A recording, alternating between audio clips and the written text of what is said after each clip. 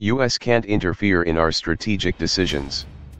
The specter of looming US sanctions on Russia must have been high on the agenda of Prime Minister Narendra Modi and President Vladimir Putin's discussions during their informal summit in Sochi on May 21.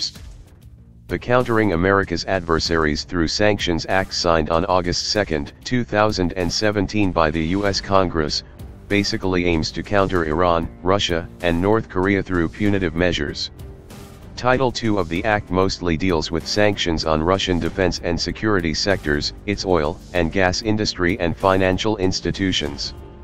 And though there are provisions for exceptions, nations, entities, or individuals dealing with the banned institutions would also face sanctions. While the US is yet to formally apply these on Russia, they are likely to impose sooner rather than later. India, which depends heavily on Russian military equipment and spares, has made it clear that it won't allow any third party to interfere in its security requirements.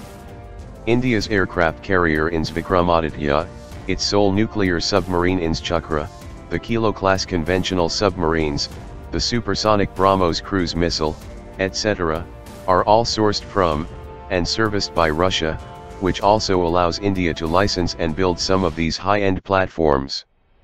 But at the same time, unwilling to jeopardize the rapidly growing strategic relationship with Washington, New Delhi has already sought exemptions on the ground that Russian weapons and spares are a critical part of India's security needs, and that none of them would ever constitute a threat to the US.